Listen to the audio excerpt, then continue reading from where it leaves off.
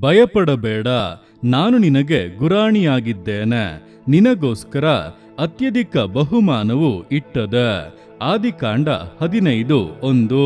ಪ್ರಿಯರೇ, ಜೀವಿತದಲ್ಲಿ ಕೆಲವೊಂದು ಕೊರತೆಗಳು ಬಹಳ ದಿನಗಳವರೆಗೂ ಹಾಗೆ ಇರುವಾಗ ಎಷ್ಟು ಪ್ರಾರ್ಥನೆ ಮಾಡಿದೆ, ದೇವರಿಗೆ ಎಷ್ಟು ವಿಧೇಯನಾಗಿ ನಡೆದುಕೊಂಡೆ, ಆದರೂ ಈ ವಿಷಯದಲ್ಲಿ ಬದಲಾವಣೆಯನ್ನು ಕಾಣುವುದಕ್ಕೆ ಆಗುತ್ತಿಲ್ಲವಲ್ಲ ಎಂಬುದಾಗಿ ಮನಸ್ಸು ಸೊರಗಿ ಹೋಗುತ್ತದೆ. ಇನ್ನು ಇದು ಇಷ್ಟೇ ಏನೋ ಎಂಬುದಾಗಿ ಯೋಚಿಸುವಷ್ಟು ಮಟ್ಟಿಗೆ ಕುಂದಿ ಹೋಗುತ್ತೇವೆ. ಆದರೆ ದೇವರಿಂದ ನಿಮ್ಮ ನೋಡಿ ಹೇಳುತ್ತಾ ಇದ್ದಾರೆ, ಮಗನೇ ಮಗಳೇ, ಭಯಪಡಬೇಡ, ನಿನಗೋಸ್ಕರ ಅತ್ಯಧಿಕ ಬಹುಮಾನವು ಇಟ್ಟದೆ ಎಂಬುದಾಗಿ. ಅತ್ಯಧಿಕ ಅನ್ನುವಾಗ ಅಯ್ಯೋ ಇಷ್ಟು ಶ್ರೇಷ್ಠವಾದದ್ದ, ಇಷ್ಟು ಉನ್ನತವಾದದ್ದ ಎಂಬುದಾಗಿ ನೀವೇ ಆಶ್ಚರ್ಯ ಪಡುವಂತ ಮೇಲುಗಳು.